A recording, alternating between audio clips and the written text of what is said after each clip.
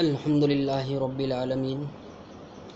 الصلاۃ والسلام علی رسولہ الکریم وعلی آلہ وصحبہ اجمعین الی یوم الدین اما بعد قال اللہ تعالی فی کتاب الکریم والفرقان الحکیم اعوذ باللہ من الشیطان الرجیم بسم اللہ الرحمن الرحیم والعصر ان الانسان لفی خسر الا الذین آمنوا وعملوا الصالحات وتواصوا بالحق وتواصوا بالصبر وقال النبی صلی اللہ علیہ وسلم من مات وهو يعلم انه لا الہ الا اللہ دخل الجنہ او کما قال علیہ الصلاۃ والتسلیم آمنت باللہ صدق اللہ العظیم۔ محترم سامعین، الحمدللہ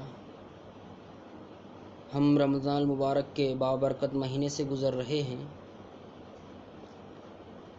اس بابرکت مہینے کی بہت ساری خصوصیات ہیں، جن میں سے میں چند رکھنے کی کوشش کروں گا۔ اس مہینے کی سب سے پہلی خصوصیت یہ ہے کہ یہ مہینہ نزول قرآن مجید کا مہینہ ہے۔ اللہ رب العزت نے آسمانی کتابوں میں سے سب سے افضل کتاب قرآن مجید کو مہینوں میں سب سے افضل مہینہ رمضان المبارک میں اتارا،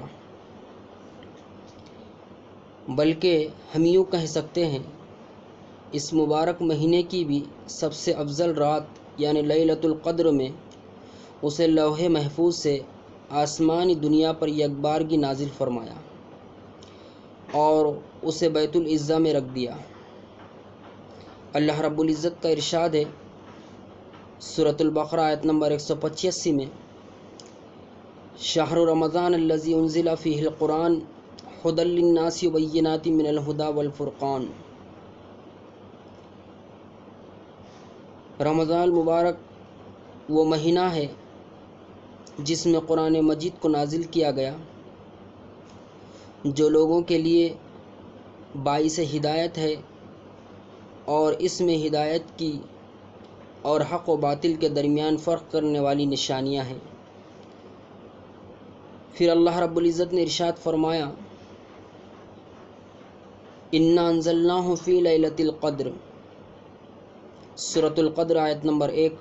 ہم نے اسے لیلۃ القدر میں نازل کیا۔ یہ رمضان المبارک کی سب سے پہلی خصوصیت تھی۔ دوسری خصوصیت یہ ہے،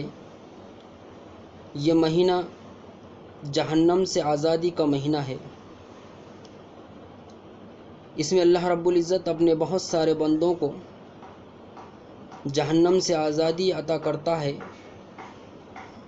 جیسا کہ حضرت جابر رضی اللہ تعالیٰ عنہ روایت کرتے ہیں کہ اللہ کے رسول صلی اللہ علیہ وسلم نے ارشاد فرمایا، یہ ابن ماجہ کی روایت ہے، بے شک اللہ تعالیٰ ہر افطاری کے وقت بہت سے لوگوں کو جہنم سے آزاد کرتا ہے اور ایسا ہر رات کرتا ہے۔ ایک دوسری روایت ہے جس کے راوی حضرت ابو سعید خدری رضی اللہ تعالیٰ عنہ ہیں، وہ کہتے ہیں کہ اللہ کے رسول صلی اللہ علیہ وسلم نے ارشاد فرمایا، بے شک اللہ تعالیٰ رمضان مبارک میں ہر دن اور ہر رات بہت سے لوگوں کو جہنم سے آزاد کرتا ہے، اور ہر دن اور ہر رات ہر مسلمان کی ایک دعا قبول کی جاتی ہے۔ تو دوستو، ان احادیث کے پیش نظر ہمیں اللہ تعالیٰ سے خصوصی طور پر یہ دعا کرنی چاہیے کہ وہ ہمیں بھی اپنے ان خوش نصیب بندوں میں شامل کر لے جنہیں اس مہینے میں جہنم سے آزاد کرتا ہے، کیونکہ یہی اصل کامیابی ہے۔ اللہ رب العزت کا ارشاد ہے، فمن زحزح عن النار وادخل الجنة فقد فاز وما الحیاۃ الدنیا الا متاع الغرور، سورۃ آل عمران آیت نمبر 185۔ پھر جس شخص کو آگ سے دور کر دیا جائے گا اور اسے جنت میں داخل کر دیا جائے گا، یقیناً وہ کامیاب ہو جائے گا، اور دنیا کی زندگی تو محض دھوکے کا سامان ہے۔ پھر اس مہینے کی تیسری خصوصیت یہ ہے کہ اس مبارک مہینے میں اللہ رب العزت جنت کے دروازوں کو فرشتوں کے ذریعے سے کھلوا دیتا ہے تاکہ اس کے بندے زیادہ سے زیادہ اس مہینے میں روزہ رکھ کر، نمازیں پڑھ کر، توبہ اور استغفار کر کے اپنے گناہوں کو بخشوا کے جنت میں داخل ہو جائیں۔ چوتھی خصوصیت اس مبارک مہینے کی یہ ہے کہ جہنم کے دروازے بند کر دیے جاتے ہیں، اور پانچویں خصوصیت یہ ہے کہ سرکش شیطانوں کو جکڑ دیا جاتا ہے۔ یہ تینوں امور بھی رمضان مبارک کی خصوصیات میں سے ہیں، جیسا کہ حضرت ابو ہریرہ رضی اللہ تعالیٰ عنہ بیان کرتے ہیں کہ رسول صلی اللہ علیہ وسلم نے ارشاد فرمایا، جب ماہ رمضان کی پہلی رات آتی ہے تو شیطانوں اور سرکش جنوں کو جکڑ دیا جاتا ہے،